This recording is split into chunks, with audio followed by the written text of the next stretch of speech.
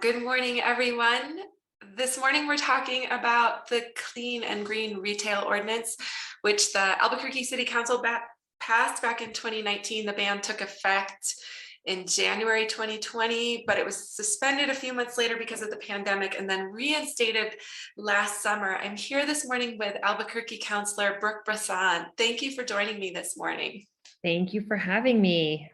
So you'd like to repeal this ordinance. Can you talk about why? Sure. With the pandemic happening and with the pause that we had with the emergency orders, the need for us to make sure that people were safe from the spread of viruses and masks being used and social distancing and store closures. In addition to so many other things that I learned through the pandemic, one of them being that our city recycling plant is unable to recycle um, plastic bags of any kind, but at the same time, we're struggling to recycle some of the other materials as well with our plant. So a whole bunch of different avenues came up and different problems. So even businesses would either have supply chain issues with getting the reusable bags, or they have a stockpile of bags available.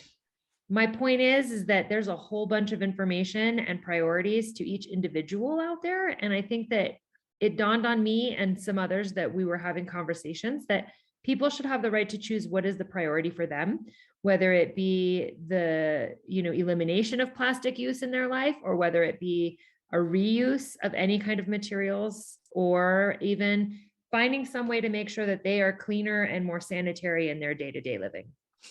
So the ordinance was a pretty hard fought debate to get it passed. And of course, there was a lot of frustration and confusion at the beginning, but haven't people largely adjusted at this point? And, some people might say, if they're cynical, might be saying that this is a way to curry some political points right now to repeal this ban. So definitely not any kind of political motivation with this one. This is truly who knew that the pandemic was coming?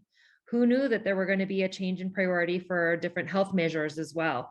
Research is coming out that's saying, in all fairness, and I said this a while back too on one of our meetings, that whatever you go looking for when it comes to research, you're going to find the answers you're looking for. So I respect that. I respect that there is research saying, we need to eliminate the use of plastic, but there's also research saying that using paper or using the stitched reusable bags can also be negative in their own way, again, depending on what you're looking for and what your priority is. So with the pandemic happening, with the change in really a big societal norm, we have a new norm going on. And I think that we have to be able to pivot and recognize what is important to people. And if people think that they need to use a reusable bag, if they want to use paper, if they want to use plastic, my point is they should be able to decide. We shouldn't be making decisions for them, especially now that we know that there are different priorities for many, many people. I'm afraid I don't totally understand what you mean by different priorities when it comes to the plastic bags. Sure. I know a lot of people that have disabilities that actually are requesting and need help with making sure that they have a looped bag, whether that be reusable or not, but that's a plastic bag for a lot of them. People are concerned about hygiene, whether they be employees in a store, whether they be consumers in a store. And I think that that's another thing where plastic can come in handy. If you don't go home and wash these reusable bags in 140-degree water with soap every single time they're used, then it can be argued that bacteria is building up. And I'm not just talking about COVID, but people are caring more about germs.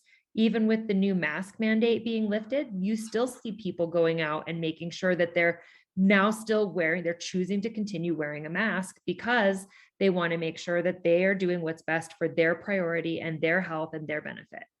I haven't seen the science on the sort of movement of viruses and bacteria through reusable bags, but the food that we buy in our grocery stores is typically packaged. So I'm not sure what is being spread when people reuse their bags. Well, the first thing that comes to mind to me is meat. When you buy meat in a grocery store, a lot of times they drip. Some people put them in a plastic bag and to create that barrier before putting them in a reusable bag, but some don't.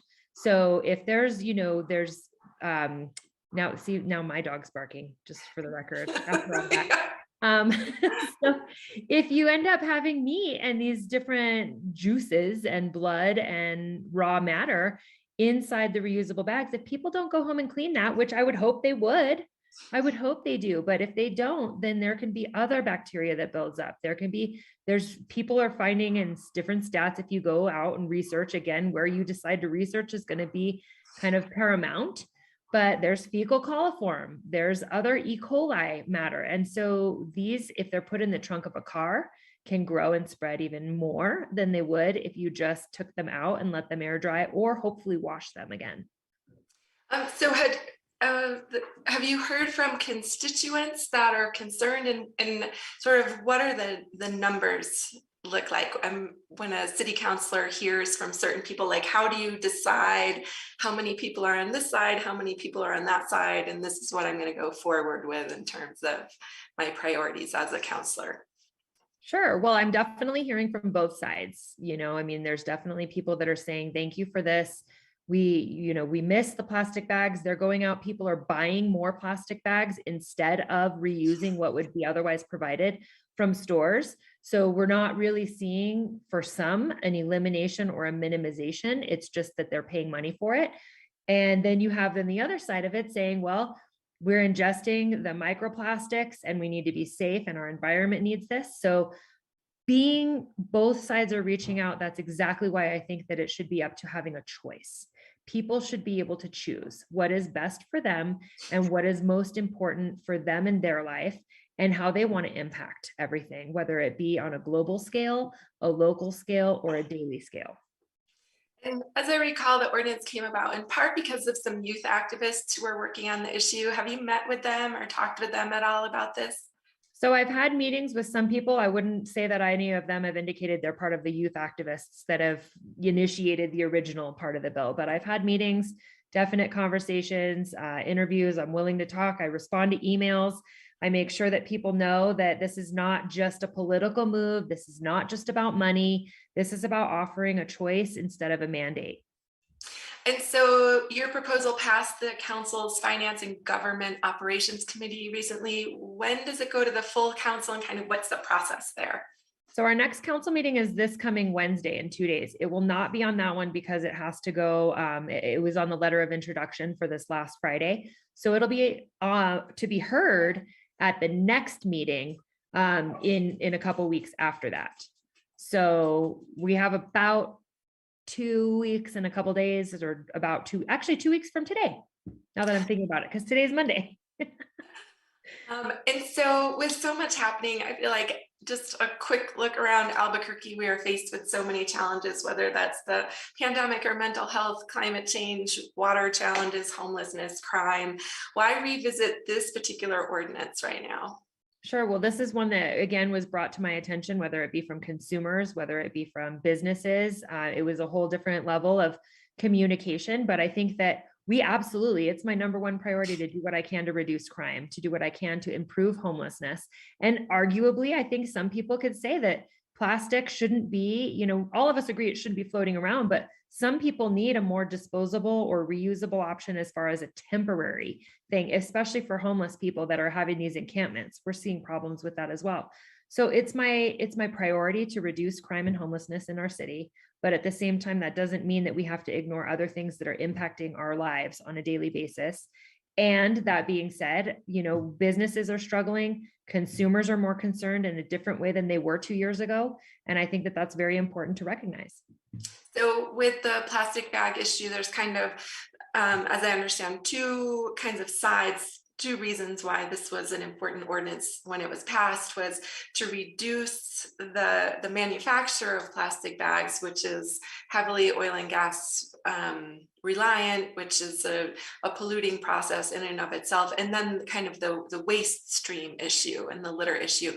How can both of those problems be addressed?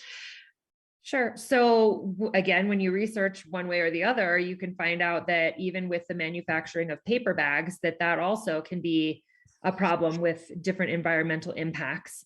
Most of the things that I was able to find is saying that the ethylene used, I'm gonna have to look at my notes to make sure I don't screw it up for you, but the ethylene used is what's used to make plastic bags, and that it must be removed from natural gas anyway. So if we're going to be removing that from natural gas, why not make bags that are going to be a little bit more accommodating to some people?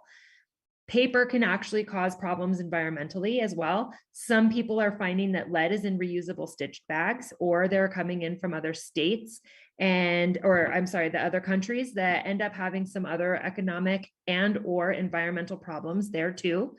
But I think that when you're looking at the manufacturing side, you also have to look at the delivery side, where plastic is not taking up so much space in trucks. So there's statistics out there saying that the same number of paper bags would take 7 trucks to be able to have to transport, versus 1 truck would be able to transport the same amount of plastic bags.